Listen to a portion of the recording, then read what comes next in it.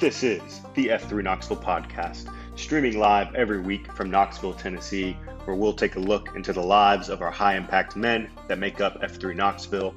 We'll cover news and updates from our AOs and region, talk about leadership, and much more.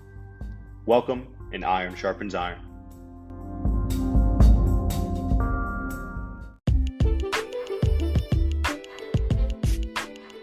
What is up, everyone? Welcome back to the F3 Knoxville podcast. I am stoked you are here. This is your host, Steam, or Dan Henson, and today we have a very special guest, Robbi Dickens. Yes, he is a former Homeland Security analyst where he served on various counterterrorism efforts for the United States.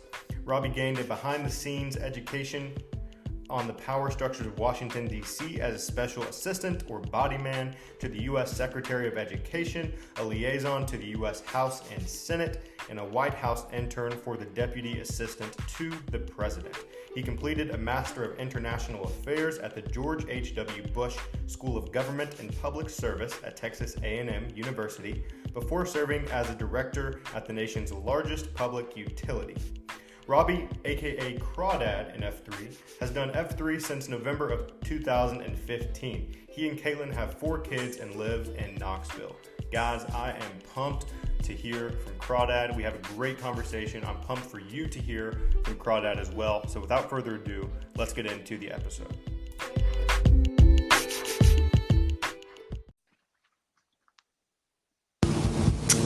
Good morning, Robbi Dickens.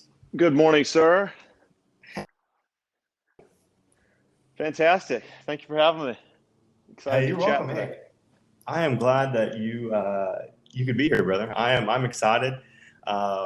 We have a lot of good stuff to dive into today. I know we're going to dive into a little bit of your background and history and your professional experience here, and also your book that just came out, The Missionary. I'm a couple chapters in now and love it, so I'm excited to hear your thoughts and heart on that. And then we'll also talk about a little bit of your F3 experience and kind of what you have seen in F3 so far, and maybe how that's benefited you and your life and family as well. So I love it. Hey, what a great way to spend an hour, right? We're going to talk about my book and my F3 experience. I'm fired up, excited. Appreciate you having me. Honored to be on the F3 podcast, and especially going out to such a great group of guys and hopefully gals as well. So, man, let's dive in. I'm excited. Absolutely. Yes, sir. Yes, sir. So let's start with you. So kind of fill in our audience and tell us a little bit about your professional experience and kind of how you got to this point leading up to your book here. Absolutely. So my name is, I go by Robbi Dickens. My author name is Robertson. That's my real name. And so I was born and raised in the great state of Louisiana, sportsman's paradise, and lived in Monroe, West Monroe for the first 15 years. The home of Duck Dynasty, Willie Robertson, those guys, great guys. And then we moved to Shreveport, Bossier City area, which is the home of Barksdale Air Force Base and the home of the 8th Air Force. And so born and raised in Louisiana, and went to undergraduate at a work-study institution, College of the Ozarks, also called Hard Work U, in Branson, Missouri. It's actually just across the river from Branson, Missouri. And so I was there in undergraduate. And my junior year, or the summer after my junior year, I was fortunate enough to get an internship in the White House. And so I interned in the White House Office of Political Affairs under a gentleman named Ken Melman. He was the deputy assistant to the president at the time. The president was George W. Bush. It was 2001, the summer of 2001. And honestly, it was a fantastic time to be in the White House. And so any references to the White House and the Eisenhower Executive Office Building and the secret library and things like that are actually things that I've been to and seen in person. And so just some fantastic experiences. And so being in the White House, my older brother, Reed Dickens, was also the assistant press secretary. and he had an office in the West Wing. And so I was really lucky and blessed enough to mooch off his coattails. And so I actually lived with him, and he helped me get the internship. And so then it was just up to me to work my tail off. And so extremely grateful. So anybody ever tells you they've worked or interned at the White House, they didn't just get in the door because they sent a resume and then they were just these especially charming characters. They knew someone. And so I did as well. And so interned there my summer off after my junior year, and went back to undergraduate to finish. And actually I had to get internship credit. I had to write an essay on my time in the White House. And the day I had to go turn it in to my professor, I'll never forget this, was a beautiful, crisp September morning in 2001, September 11th, 2001. And I got a phone call from my mom, said, "Hey, your brother just called, said we probably won't hear from him for a few days, but turn on the television. We've been attacked." And, this is funny / ironic now, but I didn't have a cell phone. I was 21 or 22 years old. I didn't have a cell phone. And so we turned on the radio, I think, first, and then found this old school clunky TV in the office. I worked for the dean of the college at the time. And so we turned on the television and watched the towers fall. And so that really helped chart the course for the rest of my life. And so I remember standing in my dorm room that day, and just my roommate and I, it's like we couldn't comprehend what we were seeing along with the rest of the country. Yeah. And so,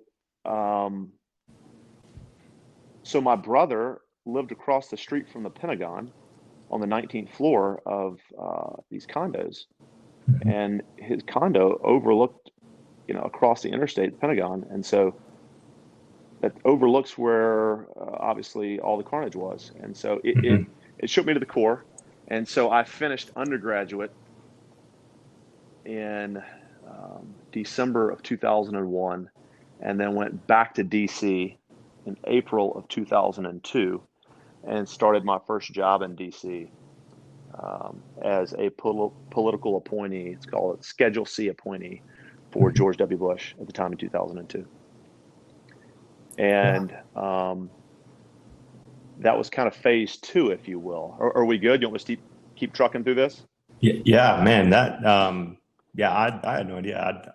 I think that's really awesome, and even that you remember in detail that much about where you were on 9/11.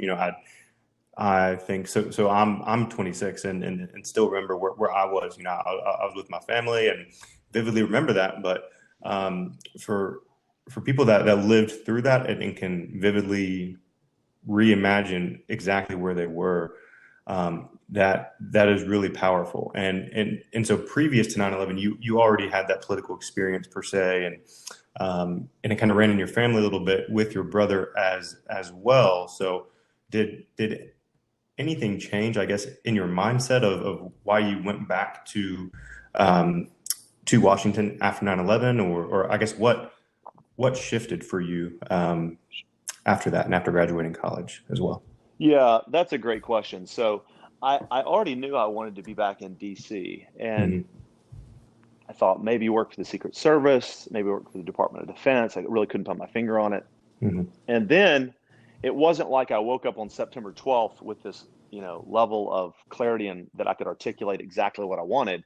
I just knew I wanted to be back there. It was like you had this drawing feeling like I have to be there. And obviously it was the sense of nationalism and the pride that we felt, but it was also just, that was across the street from where I lived. And so in 2002, I really wanted to work for the Secretary of Defense. And so, long story short, I got a job offer to work in the United States Department of Education, which, I'll be frank with you, I was not thrilled about. But at the time, it's the only offer I had, and I thought, you know what, I got to take it. So I accepted the offer, and I'm not kidding you. The day I was packing up to leave for DC, I get a phone call, and it's from OSD, Office of the Secretary of Defense. Mm. And they want me to come in and interview to work for them. I'm like, you've got to be kidding me. Wow. And so, this was how I was raised. I had given the Department of Education my word that I was starting there. And so I turned OSD down. I mean, not that it was an offer, it was an interview, but I turned that down and said, no, I've already committed to a position at education, and that's what I'm going to go do.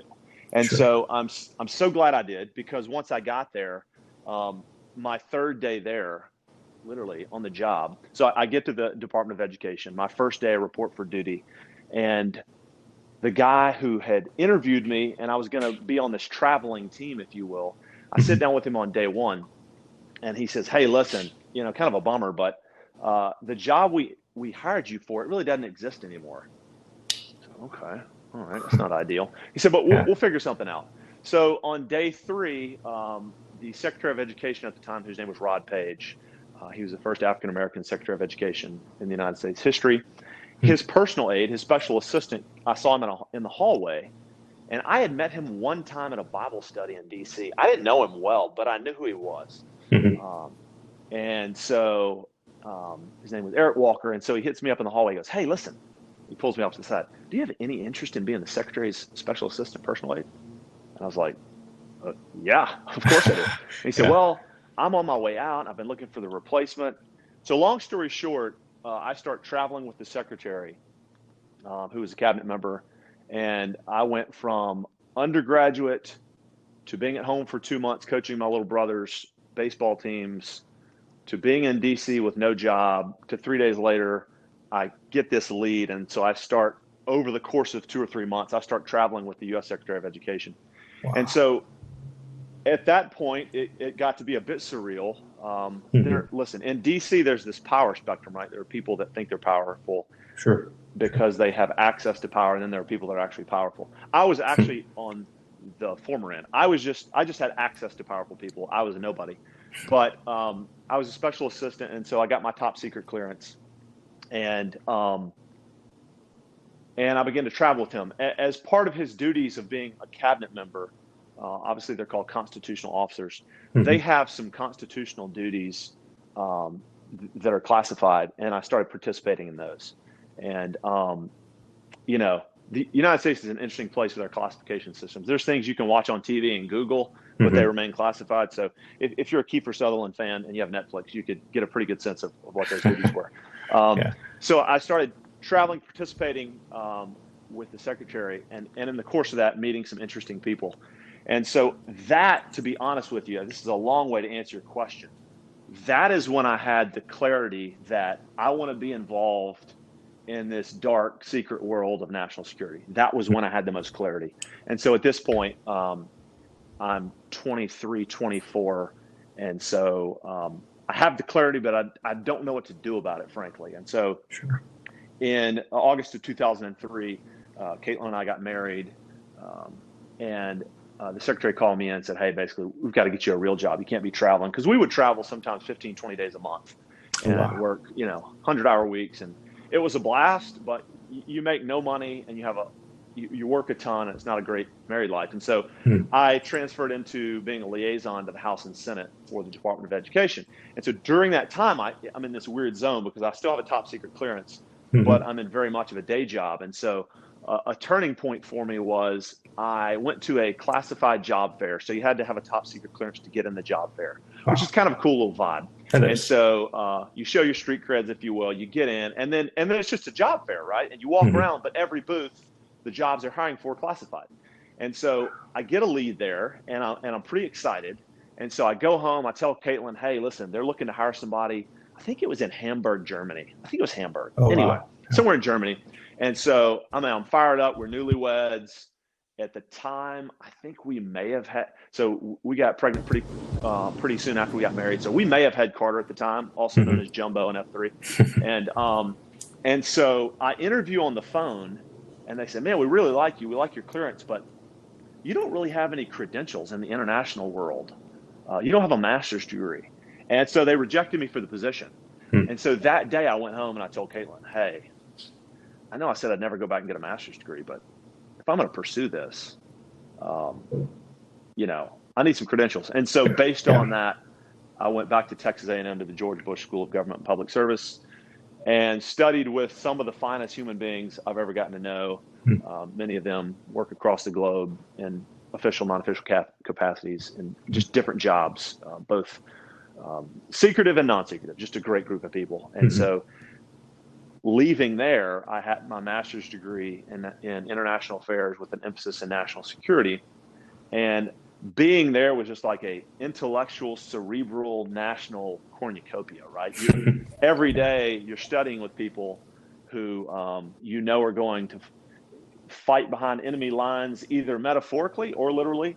And then also you really get your passion. And so after I left there, I went to DC and worked in Homeland Security for 3.5 years. And so I'll just touch on a few things there, and then I'll take a breath and let you kind of push back. Yeah, please do. So Yeah. when I was in Homeland Security, the U.S. Department of Homeland Security has basically had a think tank at the time. It was a nonprofit, but it was a DHS.gov, if you will, type of organization. It's called the Homeland Security Institute. And so I was an analyst there. And I did everything from the super exciting to the mundane. So I worked on counterterrorism issues. I worked on domestic threat assessments. I worked on Border Patrol issues, Coast Guard issues, all the way down to bureaucratic things. And so being there before I moved to Knoxville really was fantastic, because I got a chance to get published there in counterterrorism issues. I got a chance to really immerse myself into a lot of the details. And so, so I would say professionally, those were the building blocks, if you will, of what's underneath the Missionary, so to speak. 10 years on and off in DC. And then obviously we've been in Knoxville for 9 years. And so I worked at TVA for 9 years. And so did a lot of writing there in a business capacity. So that's really the professional background, if you will, that's underneath both my writing, but as well as just me as a person. And so my wife's name is Caitlin. We've been married 17 years. Awesome. We have 4 kids. Carter, 16. He goes by Jumbo at F3. We have Emma, who's 14, Asher, who's 10, and Camille's 8. Man. So that's us.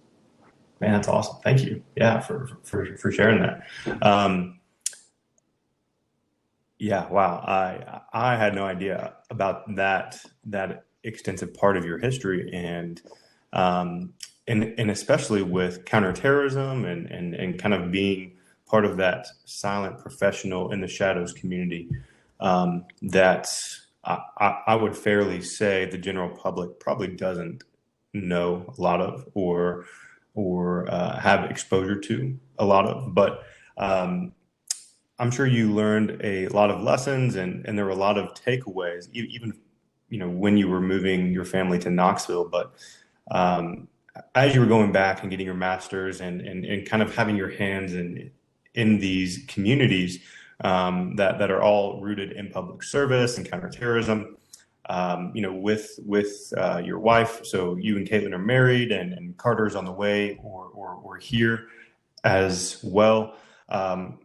Were there any just big takeaways as you were extending your professional portfolio, but you're also trying to start a family as well, and kind of leading up to the Knoxville move? How did that go on both sides of the spectrum? Yeah. So, interestingly enough, DC is a town really designed, if you're married, to have 2 6-figure incomes. If you're not, at least one. And so, as a public servant, as a 25-year-old, even my second tour there, pushing 30, I was not making a lot of money. And so you really have to be bought into the profession of public service, because you're not making a ton of money. You're working your can off. But I have to tell you, I wouldn't trade it for anything in the world, because if you fast forward to 2020, we live in a world where people that work for the government are portrayed as villains. And that was not my experience. I worked with a lot of fine people who really were dedicated to the United States and its security Hmm. and trying to do a good job. And at the end of the day, trying to take the subway or the metro or the bus home and be with their friends, their loved ones, their family, their wife, their kids, their husband, whoever, whatever their state in life was. And so, I mean, number one was really you have to be bought into public service because it is really this kind of greater good, uh, almost syndrome, if you will, in that on occasion, as you're struggling to pay your bills, you have to step back and go, okay, wait, we're here on purpose. Hmm. We wanted to be here. And so, furthermore, if you are picking out a spouse, and in my case, I was in the process of dating and getting engaged and getting married. For me, I mean, my fiance and wife had to really be on board with that because, I mean, she wasn't marrying a guy that was loaded. And so family dynamics became really important. I mean, communicating about the relationship became very important because if she was looking for a guy who was going to go work, on Wall Street or a guy who's going to own a business, not that that would never happen, but for that time, it was not going to happen. And so, number one was you really have to be bought in on public service. Sure. Um, Number two is I really recommend that people try to find a passion in what they do Hmm. for a living. Not everybody gets to do it, and there's these overlapping Venn diagrams of life, if you will. And so there's sometimes your circle of your passion and the circle of your vocation actually overlay, which is pretty cool. Hmm. Um, Sometimes they don't, and you just have to make money and pay your bills. But I at least recommend people try to find their passion, and it could take you 5 or 10 years or 15 years. I mean, you don't just, I don't think it just hits you like an apple falling out of a tree one day. Hmm. But I think if you're not pursuing some level of passion, I think you just go to work every day, right? You Yeah. punch the clock and you come home. I don't know that that's wrong, but it seems like there would be these long gaps of your career, if you will, or your life where you just were mailing it in. Hmm. And to me, that feels so, I can't imagine doing that. Now, I have done it for periods of my life, Sure. but as far as I guess I'm saying early when you come out of college, you really only come out of college once, right? Hmm. Hypothetically. And to really propel that, or even if you're coming out of your graduate program, or even if you've gotten an associate's degree and you're getting a mentor, an apprenticeship, whatever the case is, some level of propelling into finding your passion. So Hmm.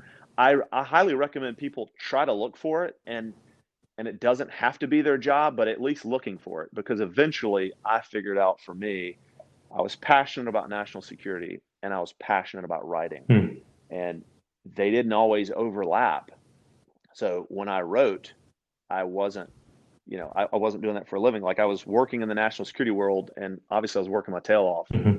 So I wasn't writing per se. And I was getting published as for the government, but I wasn't writing for fun. And then now I'm writing as a passion, but I'm not working in national security. But there was this underlying theme of I knew what I loved, and so I highly recommend people. And listen, that could be dentistry, that could be building homes, Yeah. it could be a ministry, right? It Hmm. could just be 100 different things. But like, what makes you tick, and how can you find a way to do that? So those, Yeah. those are a couple And takeaways. finding that fulfillment, I think, is what I hear too. You can p- punch in a clock. I mean, that, the Monday through Friday, 9 to 5, that's all good and well. The bills have to be paid, but I think what you're hitting on is when you find that sweet spot of maybe tapping into those gifts that you were born with, and tapping into a little bit of, hey, maybe I'm created to do this, and maybe I'm supposed to do this, and find fulfillment in it. I think there is a pretty good sweet spot, where you can do both really well, and they might not overlap as well. That's right. And you may find, hey, I'm passionate about coaching baseball. Mhm. Okay, well, the Braves are not looking for a new manager, so I can volunteer my time for KYS. Yeah. Okay, I mean that's a route, right? That's doing something that you love. And so, my to me, what's the most regrettable is when I see people just stumbling their way through Mm. life.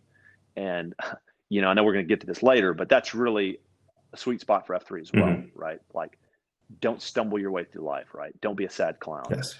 And so, yeah, so really trying to find your passion and pursue it. I was fortunate enough that I had, I'm so grateful that I accepted the position at the Department of Education and got these experiences because I was able to interact with some folks that really kind of, lit the fire. And then my time at the Bush School, I could never replace. I mean, my colleagues there, and listen, I don't want to paint the wrong picture. I was not Jason Bourne or anything. I had some fantastic colleagues who actually do that kind of Mhm. stuff. But I mean, when you get to interact with people who are passionate about similar things, in our case, we were getting master's Mhm. degrees. It's, the literature calls it flow, right? You feel like you're in your groove and you know it. You go every day and you go, this is where I'm supposed to be. Mhm. And again, doesn't last your whole life, but man, when you find it, you know it. Oh yeah.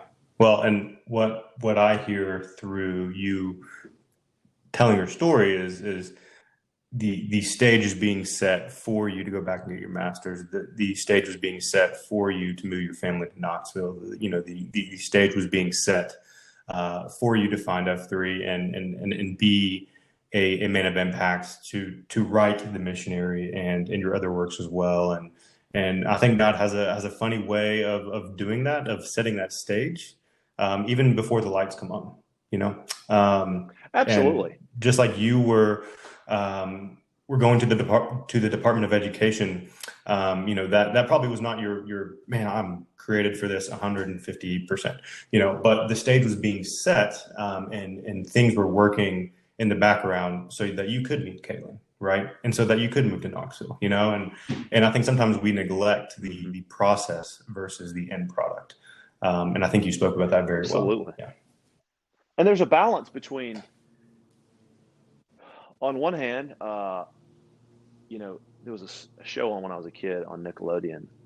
I don't remember the name of it, but basically it was like American Ninja Warrior, but back in the 80s. And you went through this obstacle course. And at the very end, if you chose the wrong door, somebody beat you up with a pugil stick. I don't think life is like that, Sure. right? The Lord can bless you any path you're on.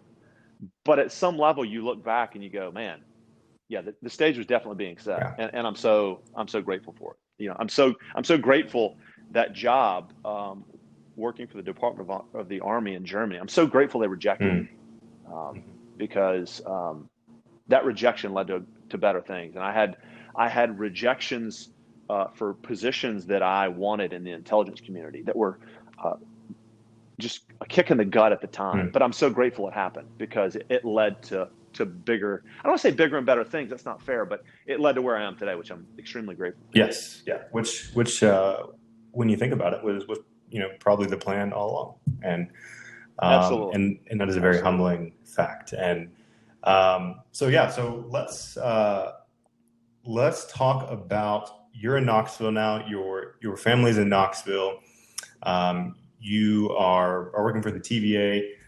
Let's dive into the Missionary, which is quickly becoming one of my favorite page turners, as I've been reading it this week. And tell me a little bit about that, because I'm excited to continue reading it and finish reading it, and I know you are excited to have it published. And I would just love to hear your heart for that.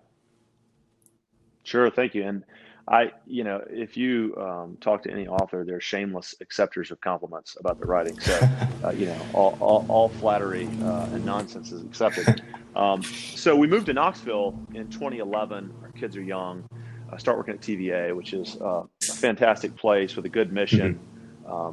People have no idea how many things TVA does here in the area. Not only our public, our electric power that's funded by rates, and they don't accept federal funds. We always get beat up for accepting federal funds, which they haven't in 20 or 30 years. Not only do they keep the lights on, which is fantastic, but they take care of the lakes and rivers. And as someone who spends an exceptional amount of time on the water, I'm grateful for that. And so we get here, work at TVA, and I worked my way through my professional career here. And so I was the director. It was called Operational Assurance. It was TVA's internal audit function for 4 years.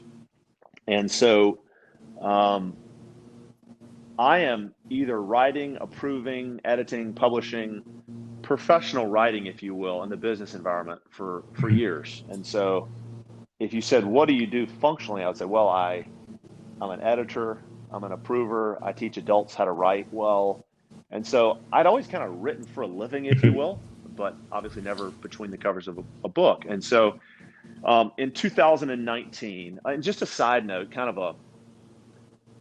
a motif, if you will, to run through my life. I'm an avid reader, Okay. and I my library at home is something that I'm extremely proud of, and I never, if my kids want books, I never ask them how much they are. I never give them specific caps or allowances on books. If they want to go to a bookstore and get a book, it's open season, period. And so my dad was a big reader. My father-in-law was a big reader. And so I'm an avid reader. And so there's two things that you would see that I'm actually looking on my desk right now. There are books and there is a journal. And so I've been journaling, and hang in there. There's a point to this, lest you think I'm just off heading to left field. So I've been an avid journaler I started actually, interestingly enough, I cracked open the first page of my first journal on the train to DC from a White House internship. I still have it on a shelf. And so one of my favorite books by David McCullough was John Adams, and John Adams was a big, he did a lot of journaling, as did Thomas Jefferson. And so I was reading that at the time, I believe. And so I started journaling. And so hang in there with me. So I have stacks of journals from the past 20 years. Wow. And stacks of books. And so one thing that I don't want to say I've always wanted to do it. I don't want to say this like, hey, since the time I was a kid, I wanted to do this. But I would say for the past decade or two, I've wanted to write a book. And I didn't for 100 different reasons. It's too difficult. It's too long. You can't make money, which, by the way, are all fairly accurate. But in 2019, as I'm sitting down with my journal for the year and I sketch out what are my goals for the year, spiritually, for my family, professionally, I have these three categories of goals. And I sketch them out for the year. And I try to get fairly operational so that I can look at them at different points in the year and then look at them on New Year's Eve and go, okay, did I do what I want to do? And so, I give credit to John Adams and I give credit to Greg McEwen, who wrote the book Essentialism, who has kept my fire lit about journaling over the decades. And so in 2019, on January 1, as I was looking at the year, I thought, you know what, I'm tired of being the guy that just talks about stuff. I want to write a book this year. I knew I wanted to do it in fiction. And so my goal for the year was to do a first draft of a manuscript for 2019. And so I didn't know what that looked like, didn't know what it meant. And so I actually finished the first draft really in August, September of last year. And it's kind of like when the dog catches the car, what do? I finished the first draft and I was so excited, and I had family members read it and I was giddy, and I frankly didn't know how to proceed. It's like, okay, what do I do with this? And so I was fortunate enough, Captain Crunch, Ted Anslett, connected me with a very popular New York Times bestselling author. And I don't mention his name because the advice he gave me I don't think would be thought well of by a publisher. But it connected me with this author here in town. And he basically gave me the courage and some insights to self-publish. And so the manuscript for the Missionary sat there idle for a few months. And then I began I got a professional editor this year and began the process of editing, carving it up, feeding it, feedback, et cetera. But I spent last year, 2019, my writing process was every night, Monday through Thursday night, I would get in bed after the kids were in bed, after my wife was asleep. I would get in bed, have my laptop on my bedstand, and I would write 1,000 words a night, Monday through Thursday night. And I did that for 8 months. And at first, you're kind of stumbling your way around. You have no idea what you're doing. But then once I read Stephen King's book, the title is On Writing. That was like my aha moment. And I read the second section, which is how he teaches people to write. I read that 2 or 3 times, just carved it up, marked it up. And so then I realized, you have to get into the story. And so I began to, for that phase in my life, one of, my son Asher was newly exploding onto the autism spectrum, and we didn't know what we were doing. And so at the end of the day, it was such a sweet time to open my laptop, put my headphones on, and have a couple composers that I always listen to, Hans Zimmer and Ramin Djawadi. And I would put my headphones on and disappear into this world. And it was like my own world, and nobody bothered me, and it wasn't stressful. And that's where the characters all came alive to the missionary. And so it was a blast. And so I knew that, I knew I wanted to, I knew I wanted to take this to its finish. And so basically I finished it. I took just a brief detour. So when COVID exploded onto the scene, if you will, to use that metaphor again, I decided it concerned me how much time my kids and their friends were spending on their phones, because they're at home, they're doing their school. At the time, Knox County was kind of, again, we didn't know what we were doing. That's okay. And I hated how much time they spent on their devices. And so I thought, you know what, I'm gonna write some short form content that they can look at and read on their phones. And so I took a detour from the missionary and wrote The Other Virus and released that in a weekly, bi-weekly manner in these episodes. It's a book now, The Other Virus, a novel. But I took a break from the missionary to write that. And so then I came back on board with the missionary, probably, in the last, 3 months, if you will, and finished out the missionary. And so anyway, it's been a blast. All of the reasons that I didn't want to do it were all true. I just needed to, this great book called Willpower Doesn't Work. And you have to pardon me, I'm constantly referencing and selling books, but they've just been impactful. And so I just realized I just need to do it. And so I've released it recently. And so awesome. Yeah, I'll take a breath there, and then we can dive into the plot if you want to, or whatever. Please, yes, I would love that, man. Yeah, wow. I don't think people know how much goes into writing a book. I mean, from the creative process to actually filling the pages, to publishing, to editing. I mean, that is not a short process by any means. Takes a lot of patience, I'm sure, and so what parts of writing the missionary and also The Other Virus, I'd love to hear a little bit about that as well. What parts of your process were good and were like, man, I'm affirmed in this. I know I'm supposed to be doing this. This is awesome. And what parts were maybe like, man, I'm like, is this really what I'm supposed to be doing? And kind of those doubtful thoughts, which we all get, and especially when writing a book, it's like, man, this is a massive endeavor. And tell me a little bit about that process, and also how it affected, I guess, your kids, because I think that's really cool that you wrote this shorter book within writing the missionary of the context of wanting to care for your kids well, right? Yeah. Oh man, yeah, those are excellent questions. So the parts, I was talking to my mother the other day, and I said, writing the first draft manuscript of a book is a blast. Like the first draft is, what my editor, Sue Strecker, calls the kitchen sink version, right? You throw it all out there. So my first draft of the missionary was 87,000 words, and nothing's off, out of bounds, right? You just throw it all out there. Your creative juices are flowing. It's like, man, this is good stuff. The second step, which I had experience in, but it's still difficult, is the feedback process. So writing is really deleting and editing and carving. And I forget, one author called it killing your darlings, if you will. And so my experience in Homeland Security, because we had professional editors who had no problem using 4-letter words in the editing comments. I mean, I'd get these comments, these track changes, and be like, what the bleep is this? It doesn't bleeping make sense. And you're like, okay, so if I heard you correctly, you don't like that sentence. And so I had that in my background. So I had pretty thick skin. And so when my editor sent me my first draft with comments, she also sent a 20-page cover letter with its deficiencies. And your initial instinct is, what if I just deleted her name and act like I never knew her, Sure. right? What if we just went to somebody else that gave us, the answers we want to hear and told us how amazing we were.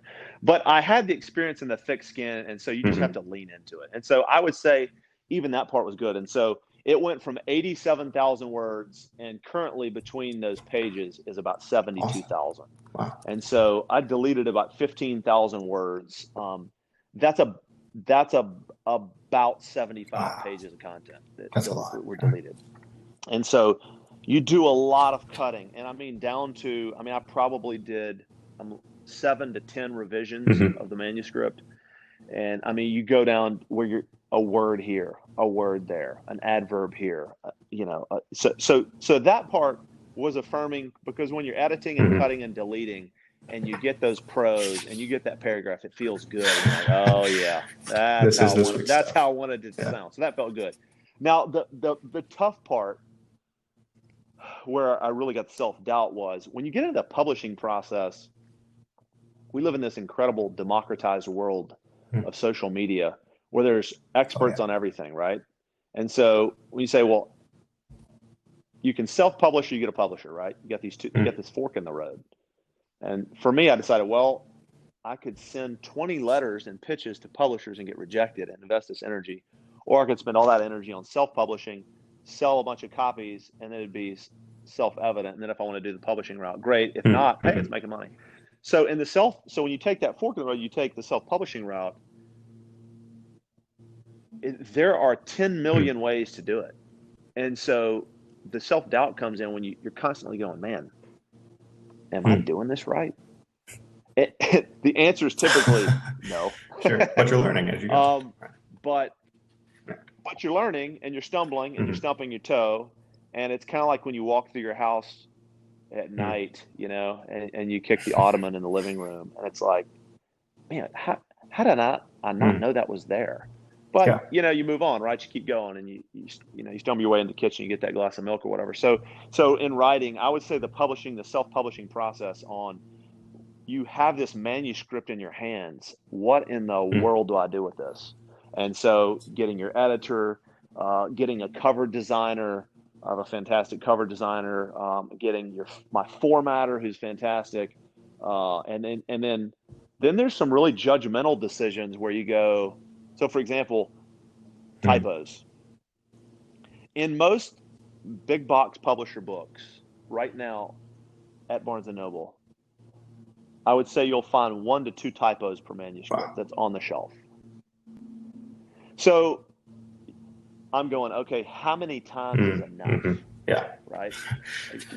When is it ready to go to print? Because when you self-publish, you got a little bit more insecurity, right? So you're going, when is it enough? And at some point, it was just like, you know what? I've got to lean into this and fail fast. And so anytime someone has sent me something, which frankly and fortunately has not been much, I go, thanks for the feedback. I'll pull the manuscript down, change it, move on. And so you're always looking at an updated manuscript.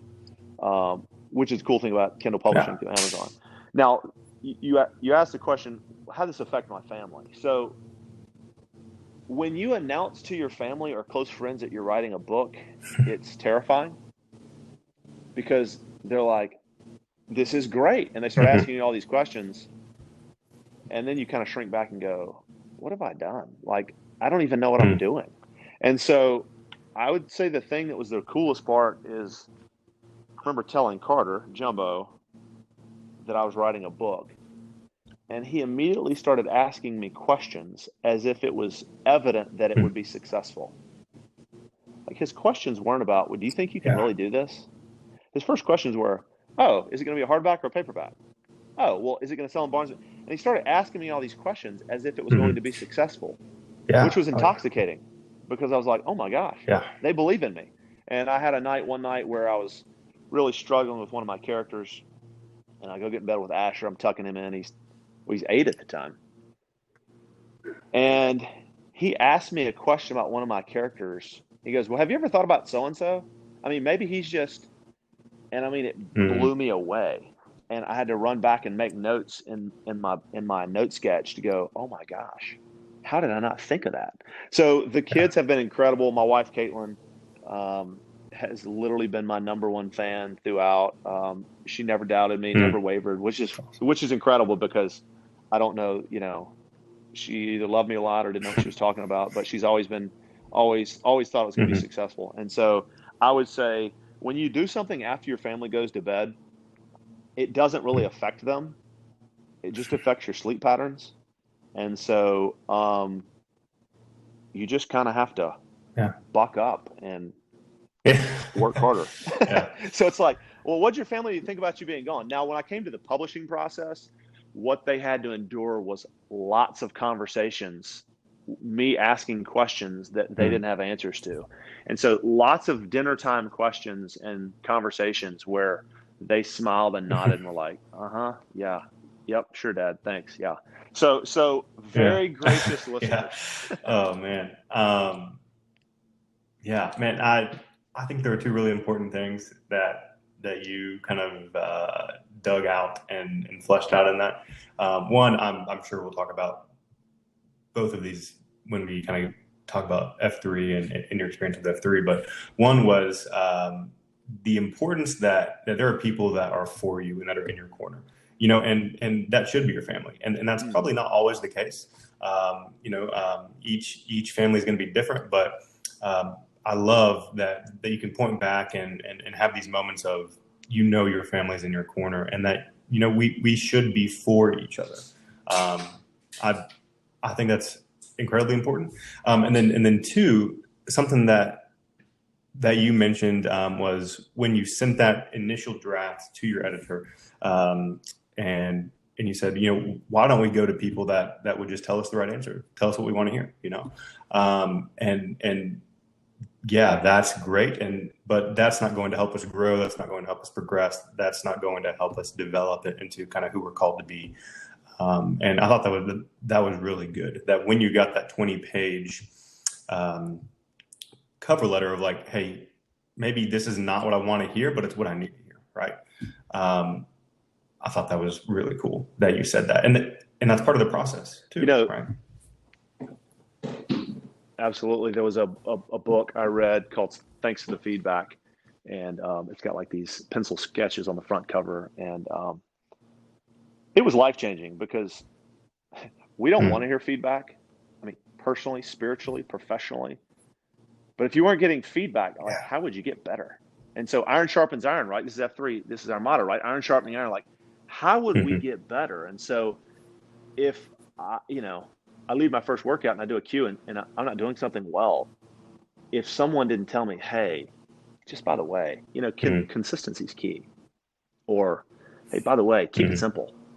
Oh, man. Well, thank you. Thanks for the feedback. And so thanks for the feedback really changed the way I think. And then I had a boss at TVA, Dwayne Lanier, who was a feedback king. And over the course of 4 years, I went from hating it to loving it. And so the feedback, I just don't know how people get better and improve spiritually, professionally, personally without getting feedback. And there's a right and a wrong way to do it. Okay. So I don't mean we have to be jerks to each other at F3 or in our churches or in our jobs. Sure. There's a right and wrong way to do it, but that's good. And then, it's, having people that are for you.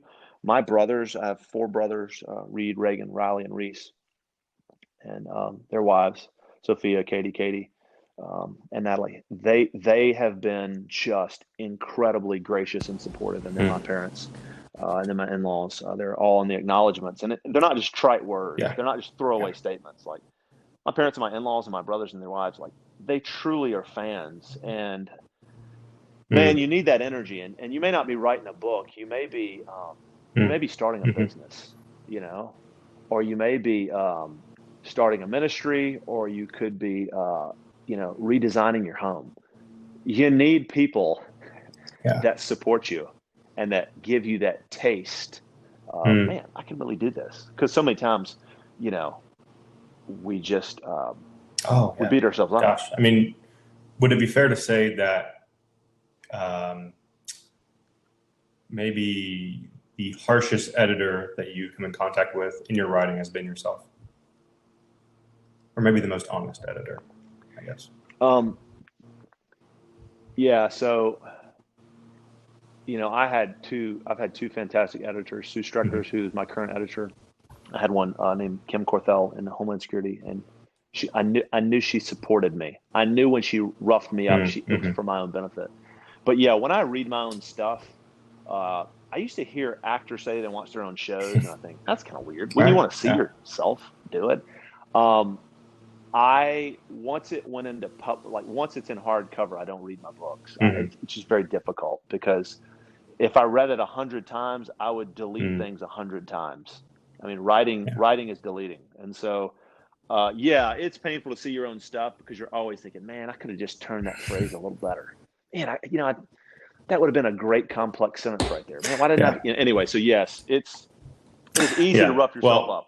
I want you to know that I now have a full list of books I am planning to read just from our conversation. So thank you good for that as well. Listen, I know I always caveat and tell people, hey, I know I'm constantly, recommending books. My brother Riley and I, we kind of we compete, if you will, in a good natured way on how many books we read each year. And so I love hearing about new books.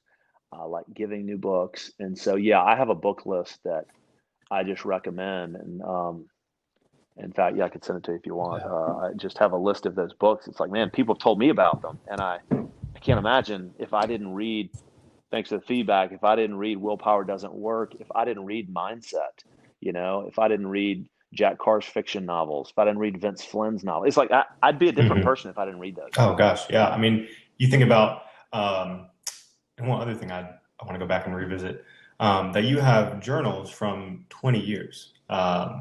One, that's really cool that you keep a record of that. And I say that because I was looking back at a journal of mine from 3 years ago, and even kind of coming out of college and doing the fellows and that transition process and thinking about and thinking and looking back about what you wrote then and kind of where you were then. And I was sitting back and reading this journal from 3 years ago, thinking about like, man, I was in this place 3 years ago, and look how faithful the Lord has been. And it's just really cool to see where you were and kind of what your thoughts were from years past. And I'm sure you've done that too. And especially from that first journal that you wrote, kind of going into DC, I'm sure that's kind of been a life-giving reflection, kind of looking back as well. I can't imagine not journaling. Like I can't imagine not having a manuscript documentation of my life and my thoughts. And I don't mean from an egotistical thing. I mean, it's so important. And by the way, it's not like I've done it every day for 20 years or every year. I have year gaps. I mean, I've had plenty of gaps, but it's just like off and on for 20 years. And so, and I think everybody should do it their own way. Like, I think a lot of people think journaling is like, dear diary, I'm so sad. And so it could be that, right? No, it could be. I mean, but it's also like, what do you want to capture? Like, what do you want to look up on December 31st or whenever you do this of 2020 and go, these are things I need to look at. So I capture data. I capture information. I have stuff about some of my kids' medicines. I have, listen, I go back and read stuff. I would say I reference my journals often because I need to see things. And so it's like, I hate telling stories based on gut feels. And so I like to go back and go, no, I did this 3 years ago. I know it feels like 10, but it was 3. And so, and like, what do you want to see? And so whether that's Dear Diary type of stuff, or whether they're prayer requests, or whether it's scripture, or whether it's professional goals. I mean, it could be anything. Workout stuff. It just whatever meets your fancy. Capturing that and being able to go back and look at it. I just can't imagine not having that document. I really can't. I mean, I have done exactly what you just said. I've written professional goals in my journals. I mean, even dating back all the way to college. Written prayer requests. I've written. I mean, I've screamed on pages. in my journals and written. Yeah, and isn't it great when you go back and you see, man, 8 years ago, I was terrified about this sickness or illness, or I had a tumor cut out in 2006. And, I've had different things in my life, and, the Lord was gracious to me, and I made it. I'm fine. Right. Like, so it's like, it's nice to go back and see not only answered prayers, but also like mindsets. And it's very life-giving to go, oh man, I remember when my car was dead, and I thought I would, and it's like, oh, okay, well, we figured it out. We made it. Yeah, exactly. Oh man. Well, hey, I am going through your book here, and before we move on to the F3, what I'd like to do is, if you don't mind, I'll read one of my favorite things I have read so far in your book, and then if you have maybe a favorite chapter or something that has really stuck out at you that you wrote from your book, if you want to share, I don't want to put you on the spot, but I'd love to hear that from you too. But so even just starting the Missionary, love it, big fan, and I'm glad I got this when I did. One thing that I've read so far that kind of just really stuck out at me was on page 5, and about halfway down, it goes something like this: "What happens next?" he blurted, to no one in particular. Randy said, "We wait, we listen, we don't say a word."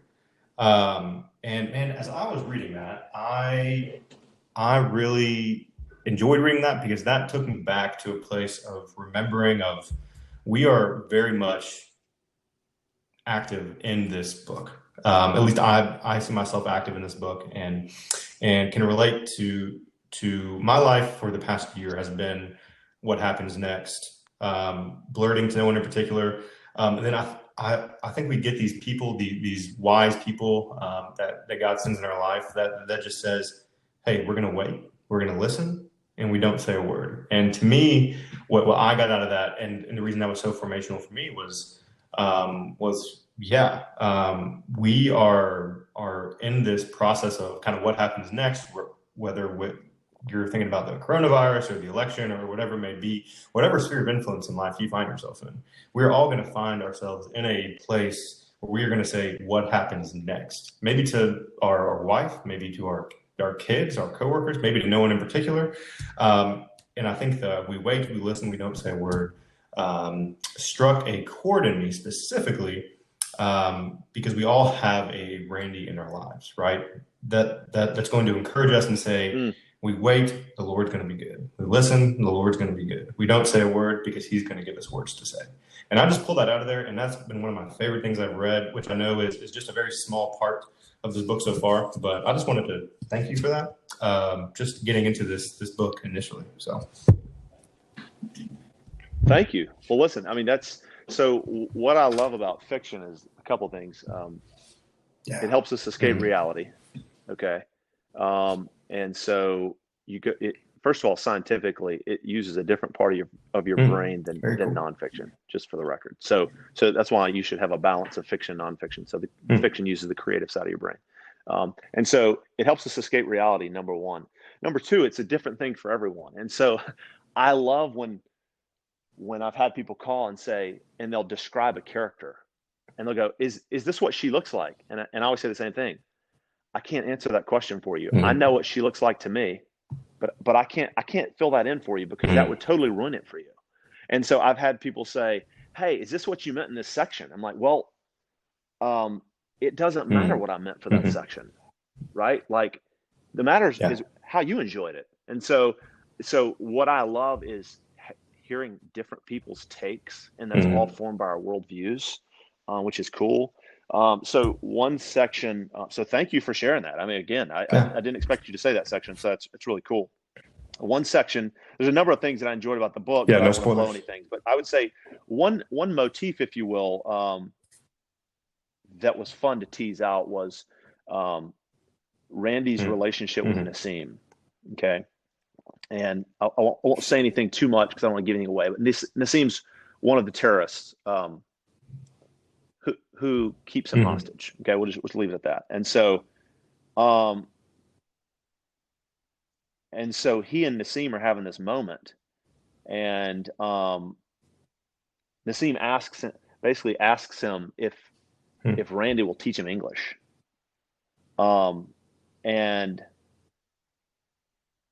And he says, "Of course, it's on 134. Of course, I'll teach you English." Nassim grinned and put his scarred hand over his heart and said, "Thank you, sir." And Randy was like, "Sir? You just call me sir? I didn't expect that level of respect." And so he begins to form this relationship with one of his captors. And it's not really Stockholm syndrome, right? The Stockholm syndrome was like, hey, you get taken captive. After a while, you connect with them which is how you get people that taken hostage and then they defend them. It's not really that. It's really this. We have pictures painted in our mind of what the others are like. We have these others in our lives. And so it could be Democrats and Republicans. It could be Trump, Biden voters. It could be liberals or conservatives. And we have these others in our lives. And we have them demonized as what we think they are. And so there's this multifaceted relationship he has with his captors.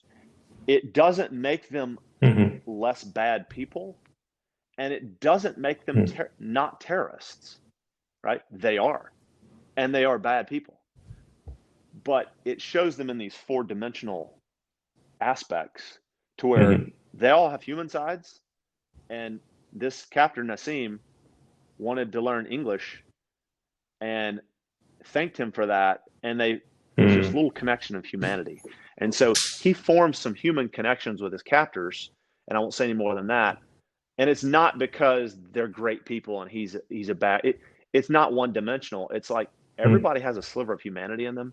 And so right now, as we're coming off of this really divisive election, the people that you think are quote unquote the craziest, the worst, I mean, insert your adjective, they're probably sitting at home eating dinner, really nervous about the country.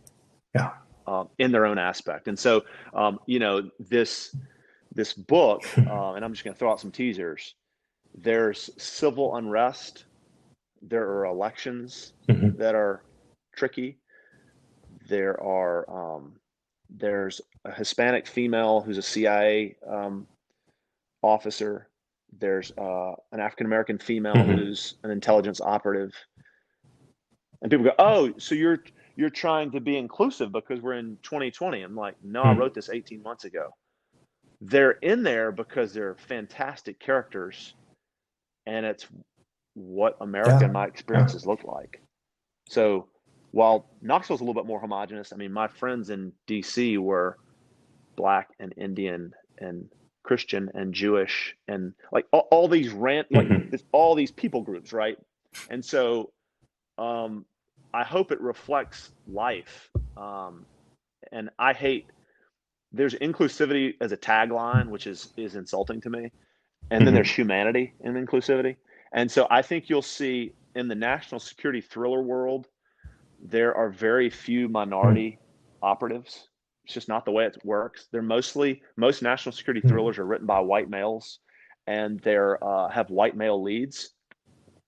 And so I decided that if anybody was going to shake things up, why not be me? And so I hope you'll find these characters that are experiencing someone's humanity that they didn't expect to. So that's kind of one of my favorite parts of the book.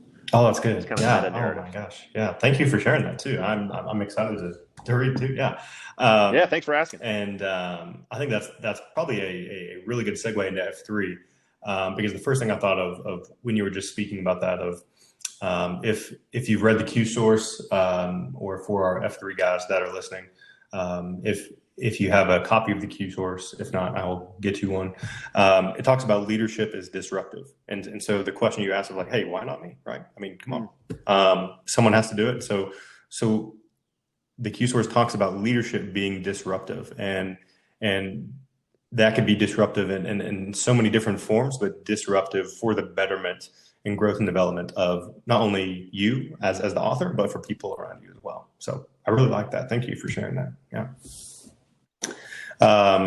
Which brings us to F3, man, as the the founder of Area 51, and not only the Asylum AM, but the Asylum PM. I mean, that's two ways.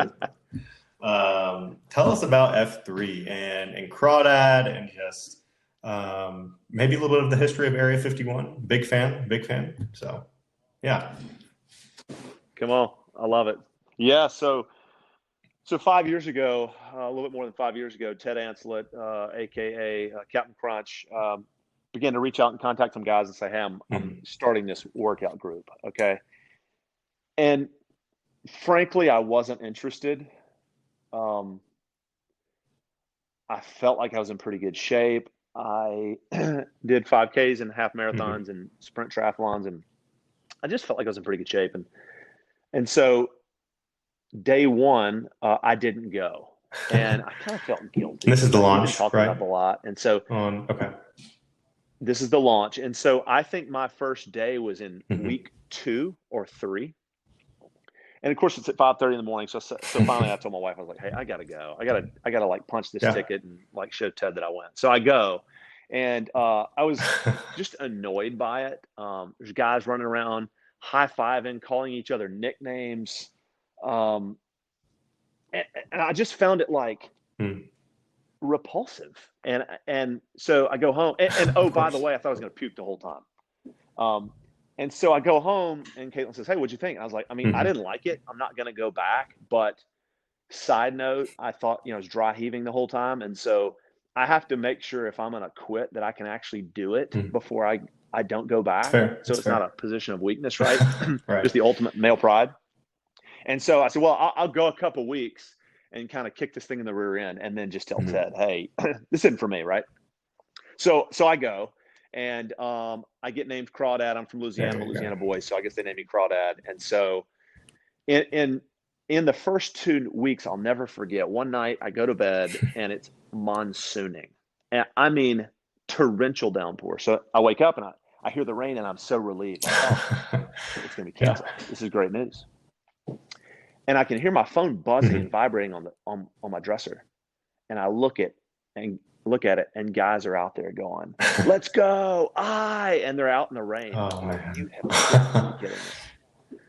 So I put my shoes on. I go. I show up. We're laying. I'll never forget the waves of cold water, Of course. running up your backside, and just thinking, "This is freaking miserable." And whoever was on cue was like, "Come on, you only get wet Yeah. once. Lay down." And it's Yeah. just like, these guys are nuts. And sometime in that first 2 weeks, I began to form a brotherhood with these guys to where then I was going to see them, not to work out. And then my first Saturday, Mr. Bean was there. He was one of the kind of the Hmm. originators. It was kind of he was from North Carolina, and they would come over on the weekends during our trial period, during the 6 week trial period. And I'll never forget. I showed up on my first Saturday, and I think he's a British guy, and he goes, "Hey, does nobody have Twitter?" And because he had tweeted out, "Hey, let's meet Mm. for dinner or drinks or something," and nobody goes. He goes, "Well, let's start off. Oh Let's gosh. warm up 100 burpees." And we did 100 burpees to work out. And I was like, "This guy is nuts." And Yeah. so Of I course. wanted to like fight the guy. And then by the end of it, though, I finished my first Saturday, and I was never the same person. Mm. And anybody, I've sold some people for years on F3, and they're like, "No, it's not my thing." I'm like, "I know, wasn't mine either." But what happens is you Mm. form relationships with these guys, and the whole concept of a sad clown, right? The American male, typically, somebody says, Hmm. "Hey, how are you doing?" "I'm great. I'm fine, thank you." When in Mm. reality, you could be dying inside. You could be sad. You could have just lost your job. Your wife Hmm. could have passed away. All these things. And so you form relationships with these guys, and then you do your first Q. Um, and I think my first one was on a Saturday. Of course. I Yeah. didn't sleep the night before. And then you do it, and you're having a blast. And you see your first guy splashing Merlot over on the side, which is obviously F3 talk for puking. And you're like, This was a "Oh, good heck cue. yeah. Yeah. Okay. I've figured something out." And 50, 100 Qs later, Hmm. you can't wait to do it. And so when I sell people, I'm constantly telling them, I didn't like it either. I know it's ridiculous, and I know Yeah. you're going to love these guys. And so the sweetest part is when you Mm. convert someone who is a hater, and then you look up one day and they're queuing and they're yelling and screaming and saying all the, Hmm. and it's like, we did it. So the consistency, I'm a man of routine. And so I love that we get there every day. We go through the routine. We do our workout. Hmm. We have Yeah. that time at the end, the bomb, and where everybody stands around and you hear an inspirational word. I love that it's faith Hmm. based, but it's not faith exclusive. And so while I'm an evangelical Christian, and go to Presbyterian Hmm. church, that's a litmus test. And so it's fantastic to see guys interacting. I think we've had a really motley crew of people. I think we've had Muslim guys, Jewish guys, atheist guys. We've had just a kind of Yeah. a hodgepodge of humanity there, and I love that. And the friends that I've gotten to meet, including yourself, I'll just never be the same for. And so I constantly tell Captain Crunch, who is referenced in the book, and you'll see him in the acknowledgments. I felt like an obligation in a good way. I had to mention him because he took the baton and started it here in Knoxville. And now we have 13, 14, AOs, is that right? and some expansions, and so 13 or 14. That's right. And hundreds of guys active. And you see these guys, and it's like, man, all these lives are changed in different ways. And that could be, when you hear a person give his testimony about, man, I lost 100 pounds, I was dying, and you look at him, you go, gosh, you're stout. Or you hear a person saying, hey, I was lonely, I was miserable, I was in depression, I was on medication. You go, man, this is real stuff. And so as I looked at the book, I felt like one of my characters had to be an F3 guy. I just felt like it just had too much of an impact on my life. I've had too much fun. I've laughed too hard at F3. I've almost passed out. I just have so many memories at F3. I just felt like one of the characters had to be an F3 guy. And so you'll get to it in the story. It's told from the perspective of his wife, who is a progressive person, not faith-based progressive person. And so her experience of having a husband who was an F3 guy, who she hated the faith aspect of it, but she couldn't argue with what a different person he was. And it just shook her to the core. So anyway, I'll just leave it at that. So I just felt like F3 had to be in the book. And so it is. It's a ton of fun. And so obviously Ted, Captain Crunch had to be in there. There's 100 different guys that I would love to have represented.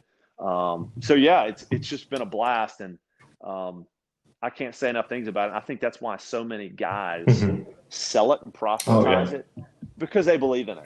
It's one thing if you're selling a product or if you're paid to sell something, but when you believe in it, you just have to talk about it. And so people are like, man, it sounds like a cult. I'm like, well, it's not, but I understand that we do talk in terms, and we do have nicknames, and we do say stupid things, and we do get happy about stupid stuff. So yeah. So then there's the naming, right? The different AOs. So we go to the one, or I go to the one called the Asylum, which is Lakeshore Park in Knoxville. And so for me, it's been a thrill to name somewhere, right? And so the different places you get to name. So Grinch's Hill, Area 51, Field of Dreams. Those are places I got to name, and it's like they live on, right? They live on in history. So when you do somebody else's queue and they're like, okay, we're headed to Grinch's Hill, you're like, yeah, I named that on Christmas Eve in 2016, So Area 51 is a personal favorite because I love running hills. And so that's just a grueling, almost straight up hill. And, but it's fantastic because it's got that concrete place at the bottom. So you can, as far as a workout's concerned, you can go down there, you can hit your Merkins, your push-ups, you can hit your crunches, you can hit your burpees, and then you attack this huge hill. And I would say it has reasonable topography in the sense of there are holes.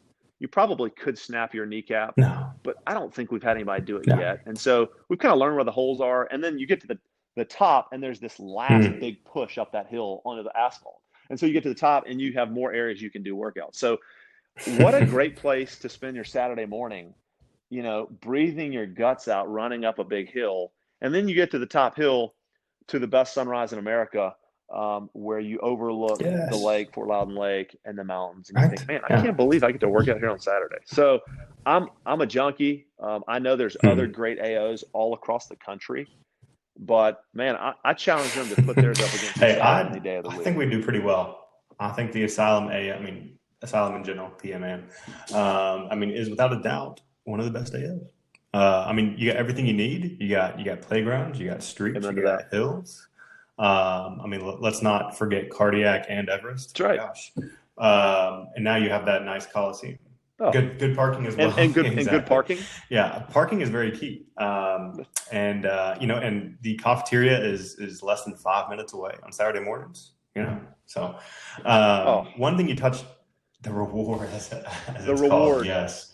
You definitely have to earn your reward. However, I have been known, I think a total of 2 times, to show up at the cafeteria without doing F3. And I completely blame it on my alarm. And as have I. So, totally. Yeah, man, that is really cool. Love the name Crawdad, and also the first F. So so that fitness, it's the magnet for a reason. That's not why F3 exists, but that's what sticks, right? And then the fellowship, as it's called in the Q source, and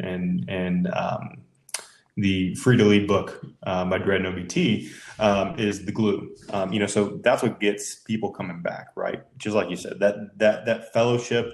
Maybe workouts are not your thing exactly, or at least maybe they're not your thing initially. But then you start to realize, hey, I'm not just coming out here to do some Merkins, or I'm not coming out here to do 2 miles in 45 minutes or something, or I'm not coming out here to do, burpees as a warm up, which, let's just disclaimer, burpees, very hit or miss, is not a warm up. I mean, I'm just, It's let's not call a it what warm it up. is. Not a warm up. It's not a warm up. That's right. That's a Q-tip. It's not a warm up, right? There you go. Do tempo Merkins, not burpees. I'd also love to Totally. get your thoughts on cherry pickers. Breach.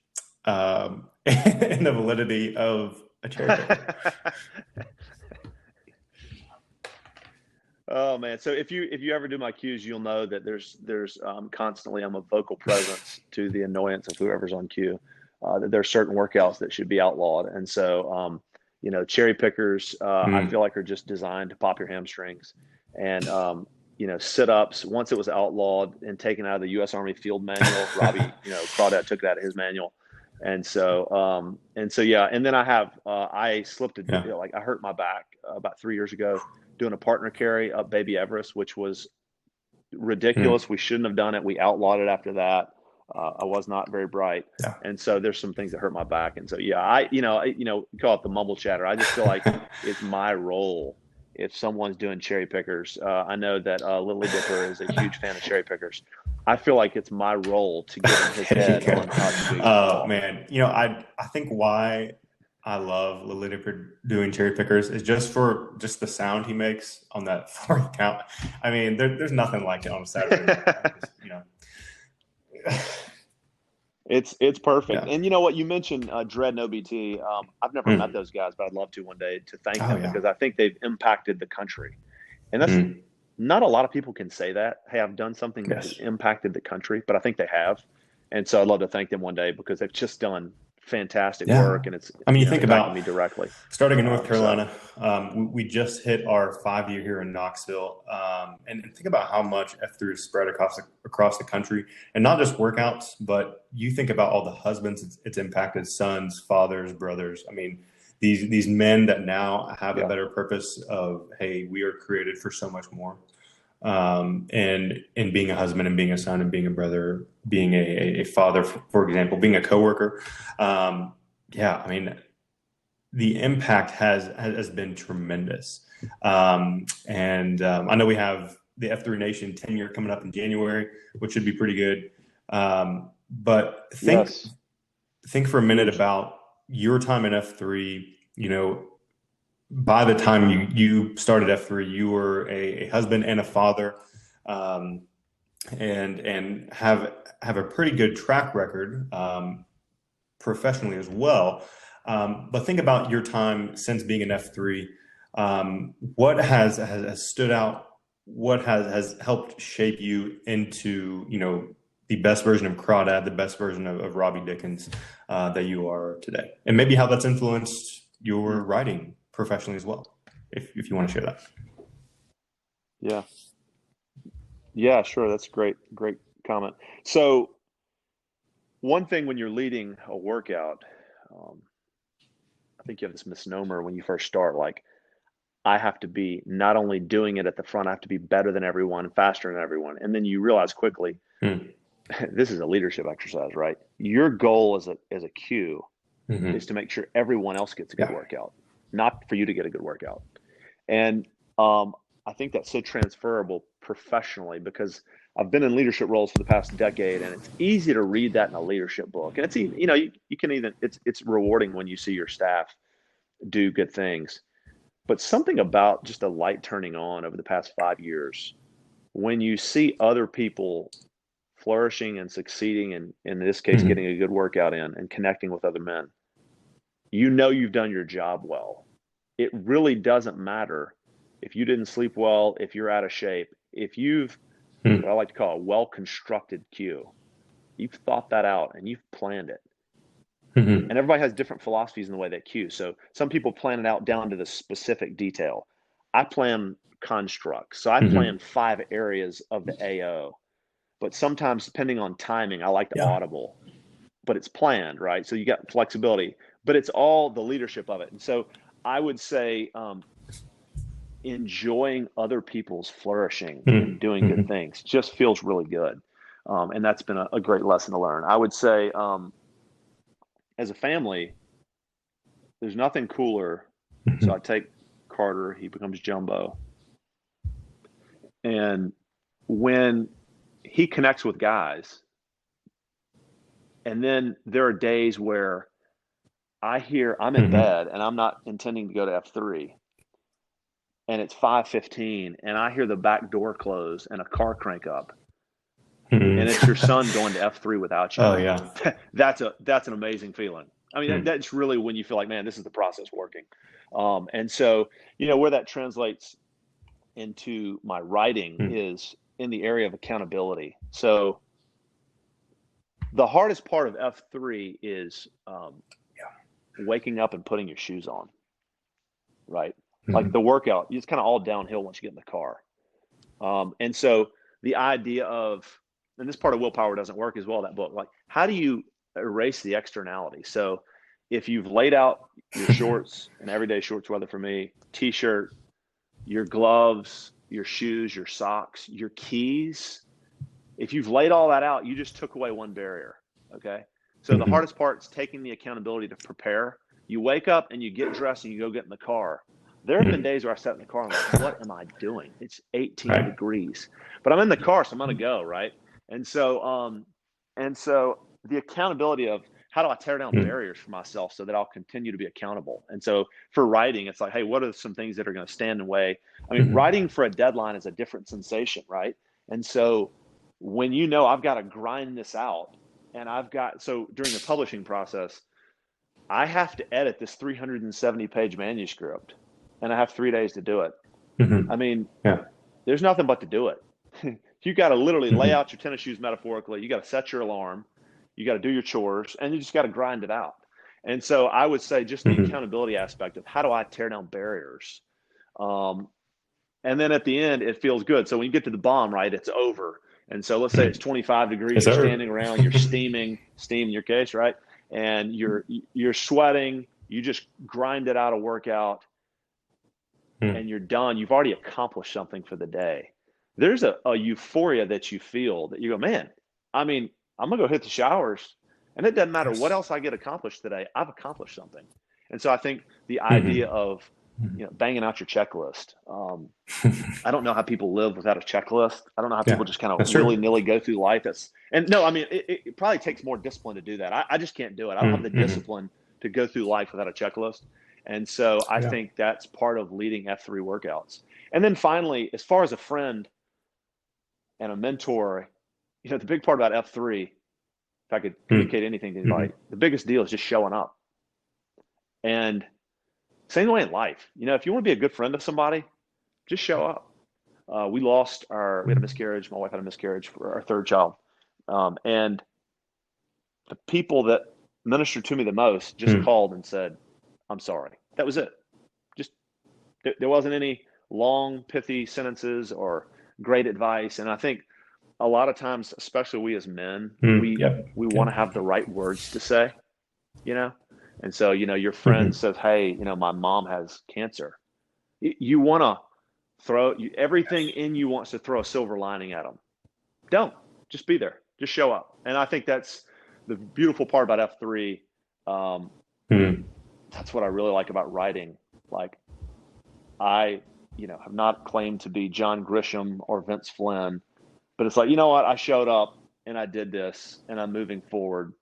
And, and let the chips fall where they may, and just don't be afraid of living. Yeah. Oh gosh. And so anyway, those are my takeaways. And I think one thing that we would both agree on pretty hardcore is for you writing, but for F3 as well, for both of us, if you get out there and cue and for your book as well, and for your writing, if you impact one person, and if you change something in one person for me, that made the entire Q worth it, right?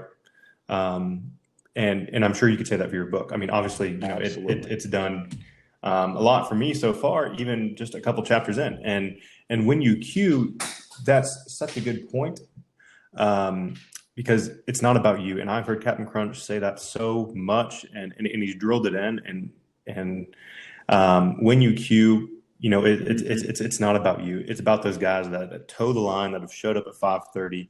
And I think it's really cool that Carter or Jumbo is now doing F3 as well, and you see that process come full circle, right? Of we're building better fathers, we're building better men, we're building better sons, and I think that's such a neat gift for you to have with your son, right? And then for Carter to impact men in F3 and vice versa as well. Yeah. It is. And Captain is obviously one of the great leaders of our city. And so, it's not about you. It's just a great quote. It's a great quote for F3. It's a great quote for life, being a husband, father. And listen, for the females listening, it's a great quote about being a good sister, a good daughter, a good friend. I mean, these lessons are designed for men for F3, but it's transferable, right? Like being a leader in town. We have a female mayor. We don't have a female president and a female vice president, and we'll probably have a female president. Like, these are just great transferable leadership skills, right? It's not about you. It's about other people flourishing. It's, showing up, not being afraid of, being a lot less risk averse. And so they're just great lessons for men and women, boys and girls. We obviously get to do F3 with men. It's a men peer-led group for men, but it's just great leadership lessons. And hopefully we can continue to impact society, and I'm really fortunate. Yes, I've got to do absolutely. This, for 5 years. yes, hopefully, and hopefully many more. I'm excited for our tenure already. We've done so much work in our first 5. It makes me really excited to see what we're going to do and how the Lord is going to use F3 and Knoxville for the next 5. And one last thing that I want to hit on before we do a little Namorama here is something that you said it as well, which I thought was just incredibly foundational as well. That people just showed up. So when you were sharing about the miscarriage with you and your wife, and really how you all have grown through that, and really who showed up. Once again, F3 is a free men's boot camp style workout. That is what men come to, but really F3 is a leadership organization, right? But just like you mentioned, we need men and women to do this thing in life well, with leadership as well. So there's something about showing up, something about a high impact man or a high impact woman, something about their presence that makes the room better. And something about just showing up. We need women that are going to show up and going to live authentically, live with character, just like we need men to show up that are going to live authentically, live with character.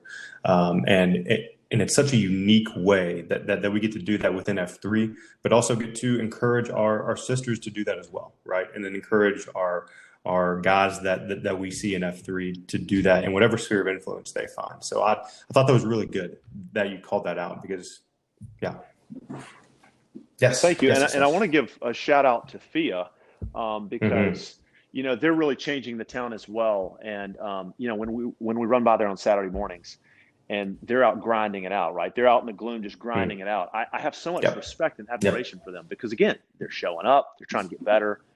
They need support systems in place. They need, if they're wives and mothers, they need husbands that can make it possible for them to be there on time if they have small children. If they're single, they need people that are propping them up in life. And so, FIA is really doing the same thing, and it's just inspirational. And so I'm just grateful that you and I have both gotten to experience that. It is a peer-led community leadership organization, and if you attend and you miss that point, you've missed the point. And so I just encourage anybody that's listening, if you're out there and you haven't gotten to lead yet in Q, lean into it, step into it. it's fun, and you're gonna have a lot of people supporting you, and you're gonna feel the sheer pleasure of seeing other people succeed.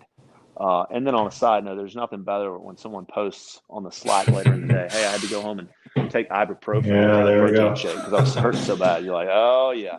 So yeah, it's a leadership organization, and so we've been fortunate through Dredd at the top at the Head Shed, North Carolina, all the way down through Captain Crunch here in Knoxville, and through Abscess for his time, and now moving into Judge Judy for these guys who are taking leadership roles. So we're fortunate to have benefited from their leadership.